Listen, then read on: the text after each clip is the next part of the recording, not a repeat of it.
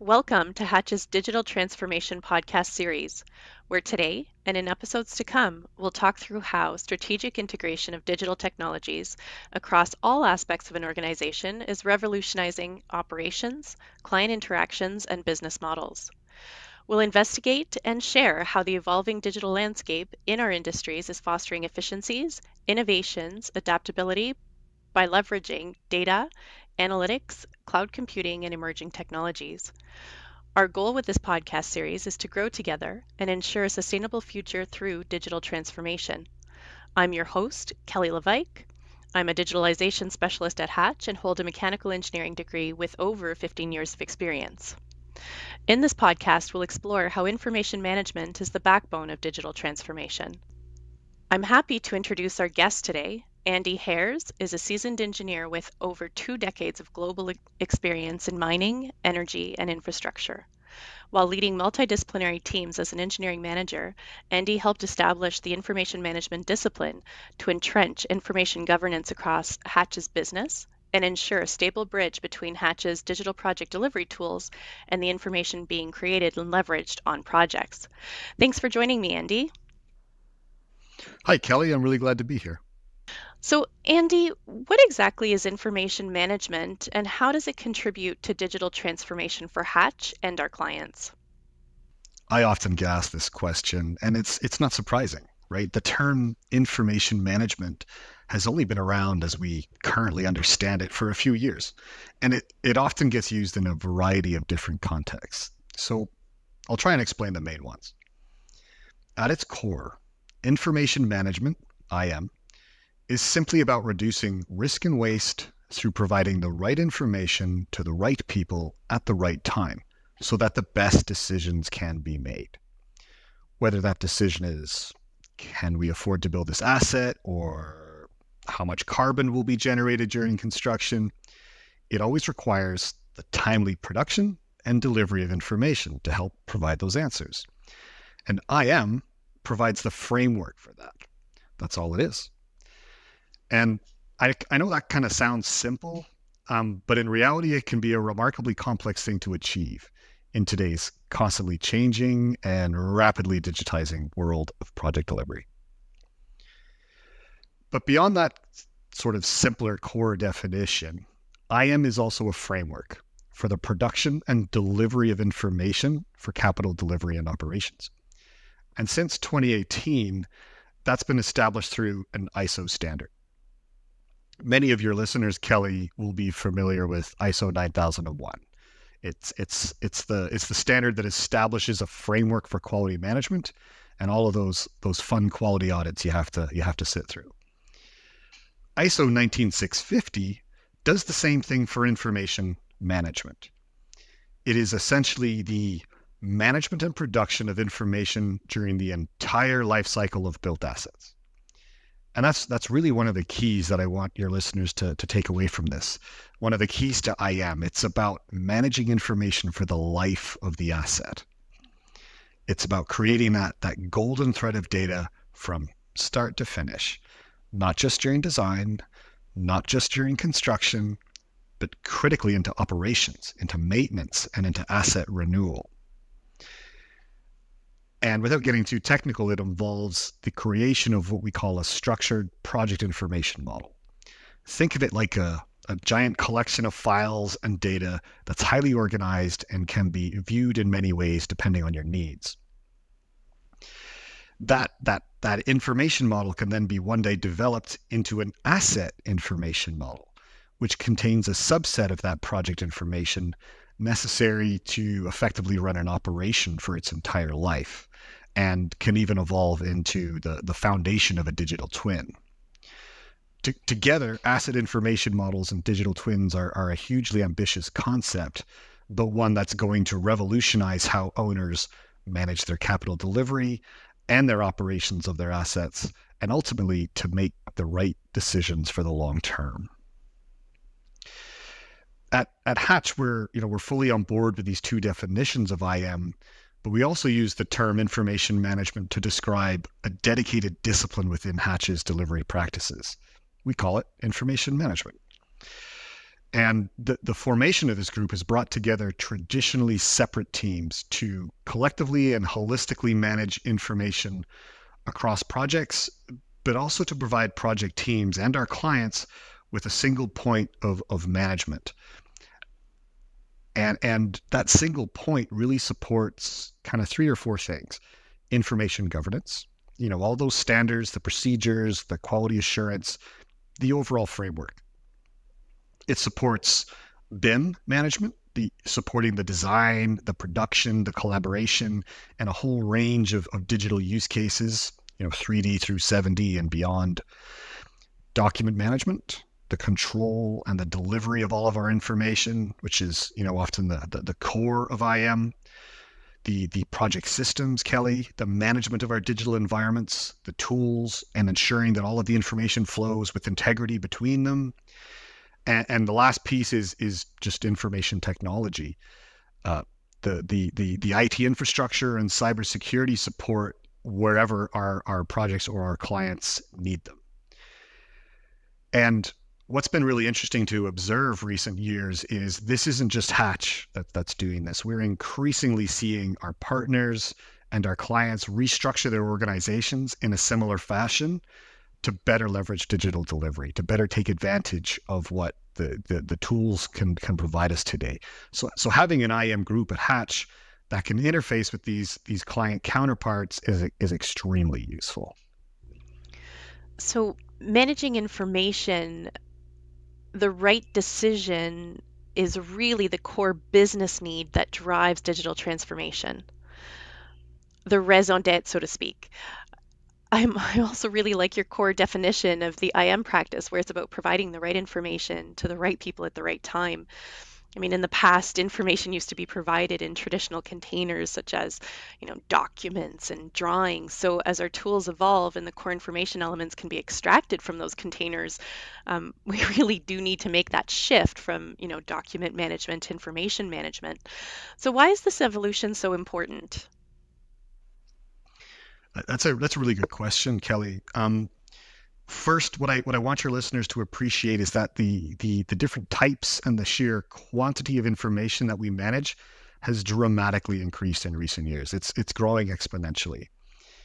And as you say, we no longer just manage and deliver documents and drawings. Digital delivery today often means we're developing enormous graphical models that are often connected to large databases of information, which might be streamed over the web through a GIS platform, or often nowadays viewable through a virtual reality headset. We're really not in Kansas anymore, Toto. And while document management, all those documents and drawings you talked about, it's still really core to IM. It's just a part of what's involved in most large projects today. But to get to your question, why is it important? Really, I'd say the most important reason is that our clients, they are rapidly maturing in this space, and their requirements are changing very quickly, almost a month-to-month basis. And it's often easy for us to be blinded by the comparatively limited information Hatch needs to just do the design for 1 to 2 years, say. But our clients, they own and they operate their assets for decades, maybe 50, maybe 100 years or more. And so they really need a lot more information.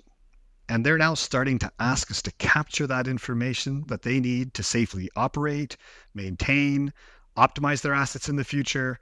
So we really need to address what those requirements are, how the information will be captured, and ultimately handed over for operational systems to use and consume. And this requires a lot of upfront engagement. It requires a lot of foresight by both Hatch and our clients to get this right. It shouldn't be underestimated the significant effort that requires, but it really pays long-term dividends. Because remember, IM is fundamentally about enabling the right decisions to be made. And when you make the right decisions, you eliminate risk and you eliminate waste. But to make those right decisions, you need the right information. To get the right information, you need good quality data that's processed efficiently. To get the right data that you can trust and rely on, you need to be working within a strong information management framework with the right standards, with the right processes in place. And fundamentally, you need to be working with common data that is shared and accessible to everyone who needs it when they need it. And this brings us to one of my favorite topics, but the all important concept of a common data environment, a CDE. The CDE concept is just simply everyone working in the same place with the same information, so that there's no barriers to effective collaboration, communication, and information exchange. It sounds simple, right? But in today's industry, where everyone is working with global partners, a lot of employees are still working remotely, teams are often dispersed globally, it's extremely difficult to get everyone working in one place with a common set of tools. And when you work in separate environments, Kelly, everything slows down because information transfer is slow, it's imperfect, workflows are different, collaboration and communication breaks down, things just, they fall between the cracks, and projects suffer, and ultimately the wrong or imperfect decisions get made. And that's the driving force why at Hatch we've invested so heavily in the development of our own common data environment to allow our teams to effectively work with one another and with our global partners and clients. It's really amazing and genuinely rewarding to watch these large global teams effectively work together across corporate and IT boundaries by simply getting them all to agree to working together in one place with common workflows and a common tool set. It allows us to really be, one team with one way of working in one environment. That's one of my favorite sayings. The trick, of course, is getting everyone to agree to work together in a CDE. That's not always easy. Contracts sometimes make that challenging, but I think we might have to unpack that one on another day. It's certainly a very large topic indeed.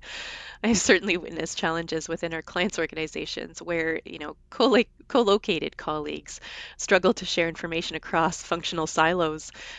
So our ambitions in, the one team in one environment using the Hatch way vision certainly exemplifies how important we believe this practice to be when you consider the scope and scale of aligning a global workforce. Andy, when would you say is the right time to start thinking about information management for an engagement? That's easy. As early as possible, Kelly, and I really, really can't stress that enough. If your goal is ultimately strong long-term decision making, you need to begin with the end in mind. And that means you need to be thinking about operations from day one in your planning. As early as possible, our owners need to be establishing what the key decisions they will need to take and what information is needed at each of those decision points, not just in capital delivery, which is usually the focus, but throughout the life of the asset, including the operate and maintain phases. That allows us to collectively plan right from a project's inception what the information needs are and what needs to be developed and when it needs to be delivered and to whom, which is really the key to what ISO 19650 calls information delivery planning, which is a fundamental concept within IM. So we really need to start with that end in mind and work towards identification of the information delivery requirements as soon as possible, I guess, to really give us the best chance to get it right. So when considering the myriad of stakeholders that create, transform, and consume information, who's responsible for information management? I love this question because there's often a misconception with this. The fact is, everyone on a project has a role to play in managing information well, right from the project manager to everybody involved. And that includes following the established IM practices. It means working in the CDE, not going rogue and working on your hard drive. But really, the group that has the most influence on IM and the success of the project is ultimately the clients and the owners. They set the tone for the entire project, And as the ultimate recipient of all of this information, they need to take ownership for defining their information needs and requirements. And what's really exciting is we're now seeing a number of our mature clients and owners today, they're building their IM requirements directly into their RFPs and contracts from the earliest stage of the project.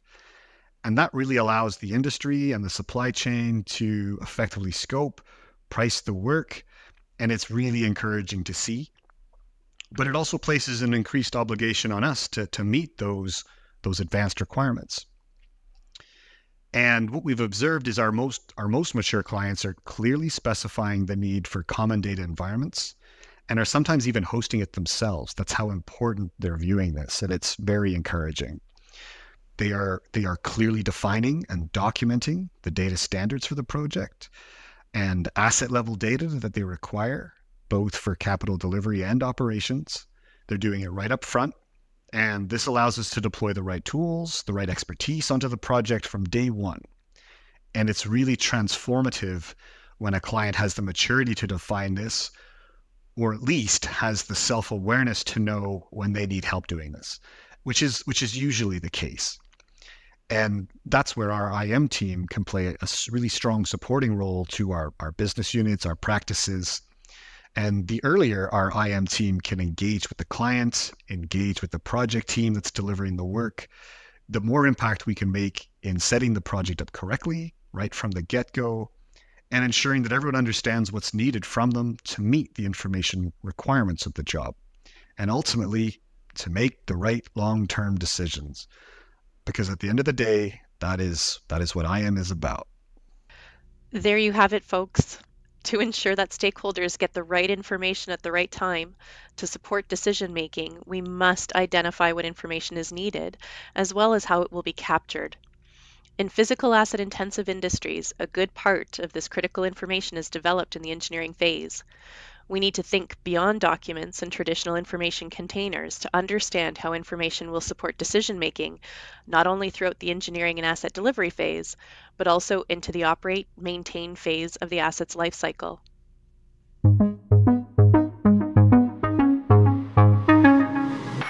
Now, my favorite part of the episode, the rapid fire segment. I'll ask you 3 questions and challenge you to answer these questions in 10 words or less. Andy, are you ready? I'll do my best. Perfect. Name one common misconception about digital transformation. A lot of people think that digital transformation is a one-time thing, a big burst of energy, but digital transformation can never stop. Absolutely, you have to keep up. What is the most important lesson that you've learned in your current role? Of all the technological wonders out there that's available today, it always comes down to collaboration. Collaboration is everything, and that requires a common data environment. Amazing. So really putting data and people at the center of it all. That's fantastic. From your personal perspective, what industry, topic, or activity is ripe for the greatest impact by embarking on a digital transformation journey? That's a tougher one. I think long term, digital twins and their ability to network in the long term will help us to make the critical decisions we need at the municipal, the national, and one day the global level. The networking of digital twins. It's truly connecting all of those disparate data sources. Fantastic. Thank you so much for joining me in this conversation, Andy. Your insights into the emerging information management practice are invaluable, and I'm so glad that we could share your mission with our listeners. I really appreciate this, Kelly. I love getting the word out about IM. I'm your host, Kelly Levesque. Please join us in the next episode of this podcast series as we continue to investigate and share in the evolution of digital transformation. Until next time, let's keep innovating for a positive future.